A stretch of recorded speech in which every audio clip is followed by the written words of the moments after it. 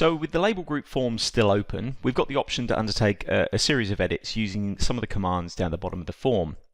Firstly, if we want to move a label, say we're going to move label 5 here, we can select the cell, click on Move Label, and as we move the mouse around and left click, we get our label repositioned. And you'll notice that as we do this, the label is re-referencing the natural surface and updating the level to suit. So I'm just going to press Enter to finish. We can also delete labels. So if that label that we've just created and moved around on the screen there, we didn't want it anymore, we could select the label from the screen and click on Delete Label. Now in a minute I'll show you how you can undelete labels, because there is always the case that you might accidentally delete something off screen, even using just your simple CAD commands, and it's important that you know that we can actually retrieve those if we wish. We'll look at reset edits shortly. This is to do with moving and repositioning different parts of the label itself and basically having the label put back together again into its original form. We're going to click on Exit, and then we're going to close down the plan plotting form. Now we can zoom over to any label that we want. I'm going to zoom over to this label here at the top. It's important that you know that when you move labels using the Move tool, you've also got the option to use grip editing, which makes this very, very powerful. So I'm going to left click and just zoom in if you can't see it particularly clearly. But I'm just going to left click on the cross. The label is actually broken down into two parts. So there's a marker, which controls the position, and then there is a label, the text, which controls the display and what's shown.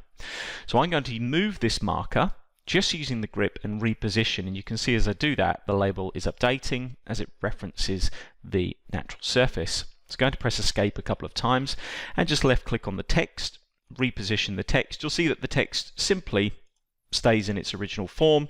What we can do is move the marker and the position remains the same, but the text is updating. There are a series of different tools available to us via the Labels panel. And on the Edit Label pull down, we can see that we have a series of different edits we can make. So if I click on Edit Label and select the label that we just moved, this sends us to our group. It also selects for us automatically the row and the number of this particular label. Now click on Reset Edits. This will basically say to the software, look, I've got labels on screen. What I want you to do is to put them back into their original format. We say yes. That label has now been updated. So the reset edits can be really useful if you just want those labels to go back into their original setup. I'm just going to close these two forms back down again. Go back to the Edit Label pull down. The Reset Label tool is available via the pull down, so it's useful to know where it's located here for speed, so it saves you having to go into the label form every single time. Make Static will allow you to take a label and basically it's no longer dynamic. It will become a block and a piece of text. You're essentially exploding the label. So let's just try doing that. We're going to click on Make Static. Select any label you want. I'm going to pick on the same label we had before. Left click and press Enter. Now that label is no longer associated to civil site design. It's a static piece of text and a block. And you'll know that it's happened because now as I move things around, nothing is happening. And to test it further, we can go to Reset Label. Click on the label, nothing's happening. Okay, so that label is no longer associated to that group. Deleting labels, we can use the erase command. In fact, I'll do this. I'm just going to use the CAD erase command to wipe out a label from the drawing. Just to show you really how this next tool works, which is Undelete Labels. You can delete a label if you wish, and then click on Undelete Labels.